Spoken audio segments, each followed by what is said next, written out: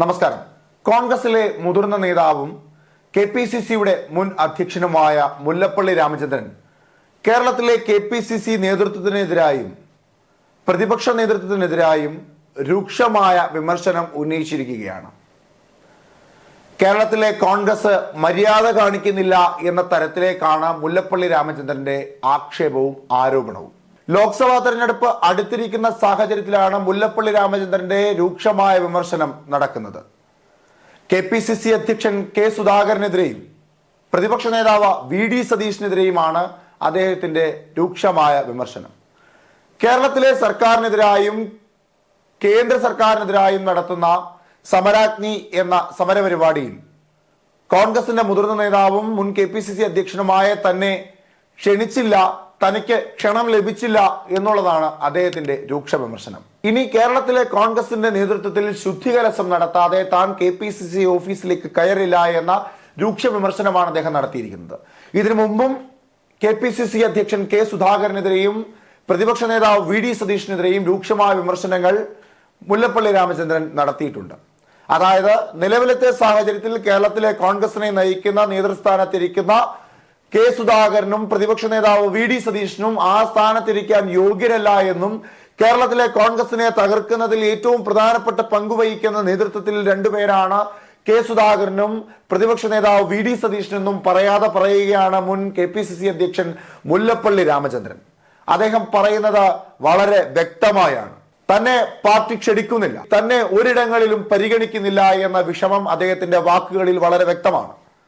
തന്നെ എന്തിനാണ് KPCC അധ്യക്ഷ സ്ഥാനത്ത് നിന്ന് മാറ്റിയതെന്ന് അറിയില്ല, എന്ത് തെറ്റ് ചെയ്തിട്ടാണ് എന്ന് വ്യക്തമാക്കിയിട്ടില്ല നേതൃത്വം.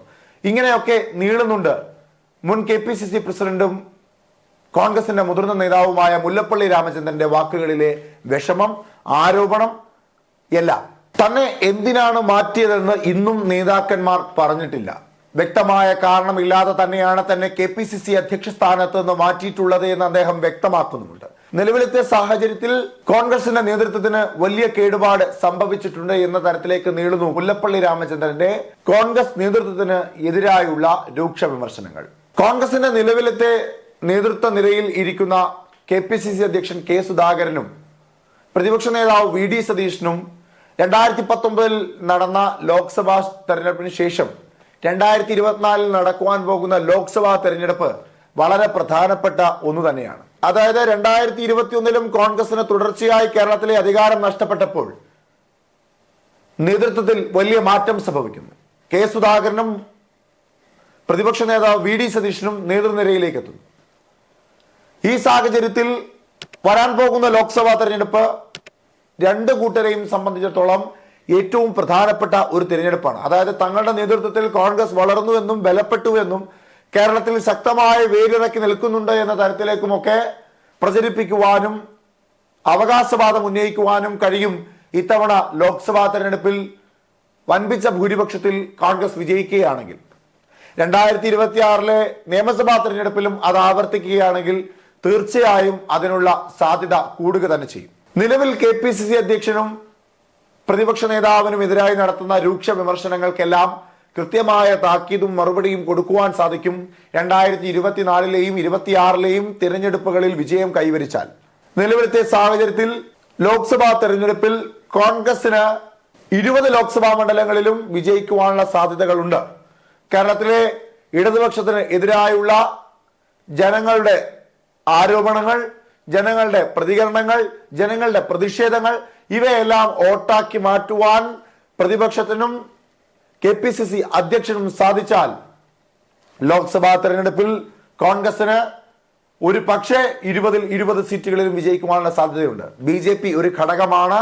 തീർച്ചയായും 6 ലോക്സഭാ മണ്ഡലങ്ങളിൽ വിജയ സാധ്യത ഉണ്ട് എന്ന ആത്മവിശ്വാസത്തോടു കൂടി മത്സരിക്കുവാൻ വരുന്ന BJP ഒരു ഭാഗത്തുണ്ടെങ്കിൽ പോലും കേരളം പോലെ ഒരു സംസ്ഥാനത്ത് നിലവിലത്തെ സാഹചര്യങ്ങൾ, നിലവിലത്തെ രാഷ്ട്രീയ കൊടുങ്കാറ്റിൽ, രാഷ്ട്രീയ കളിക്കളങ്ങളിൽ വ്യക്തമായ ഇടം കോൺഗ്രസിനുണ്ട്. കോൺഗ്രസിന് അതിൽ വിജയിച്ചു വരുവാനുള്ള സാധ്യതയുമുണ്ട്. അങ്ങനെ വന്നാൽ 2024 ലോക്സഭാ തെരഞ്ഞെടുപ്പിൽ 19 സീറ്റുകൾ നിലനിർത്തുവാനോ മോശമല്ലാത്ത തരത്തിൽ 10 സീറ്റിൽ കൂടുതൽ നേടുവാനോ അല്ല 20 ലോക്സഭാ മണ്ഡലങ്ങൾ നേടുവാനോ ഉള്ള ശക്തിയും പ്രാപ്തിയും കോൺഗ്രസിന് നിലവിലത്തെ സാഹചര്യത്തിനുണ്ട്. ഇനി നിയമസഭാ തെരഞ്ഞെടുപ്പിലേക്ക് വന്നാൽ രാഷ്ട്രീയ രീതികൾ മാറിയില്ലെങ്കിൽ, രാഷ്ട്രീയ കാറ്റ് ദിശ തെറ്റി വീശിയില്ലെങ്കിൽ കോൺഗ്രസിന് 2026 അധികാരത്തിൽ വരുവാനുള്ള സാധ്യതകളും ഏറെയാണ്. ഇങ്ങനെ വന്നാൽ മുല്ലപ്പള്ളി രാമചന്ദ്രൻ അടക്കമുള്ള നേതാക്കന്മാരുടെ വിമർശനങ്ങൾക്കൊക്കെ കൃത്യമായ താക്കീതും മറുപടിയും കൊടുക്കുവാൻ സാധിക്കും നിലവിലത്തെ നേതൃത്വങ്ങൾക്ക്. പക്ഷേ സമരാഗ്നി പോലെ കോൺഗ്രസിന്റെ വളരെ ശക്തമായ ഒരു പരിപാടിയിൽ മുല്ലപ്പള്ളി രാമചന്ദ്രനെ പോലെ മുതിർന്ന ഒരു നേതാവിനെ, KPCC അധ്യക്ഷനായിരുന്ന ഒരു മനുഷ്യനെ വിളിക്കാതിരുന്നത് തീർത്തും തെറ്റു തന്നെയാണ്. അദ്ദേഹത്തെ ക്ഷണിച്ചിട്ടില്ലെങ്കിൽ അത് കോൺഗ്രസിന്റെ നേതൃത്വം മുല്ലപ്പള്ളി രാമചന്ദ്രനോട് കാട്ടിയ ഏറ്റവും മോശമായ ഒരു പ്രവൃത്തിയായി മാറുമെന്നത് താക്കീതില്ലാത്തതാണ്.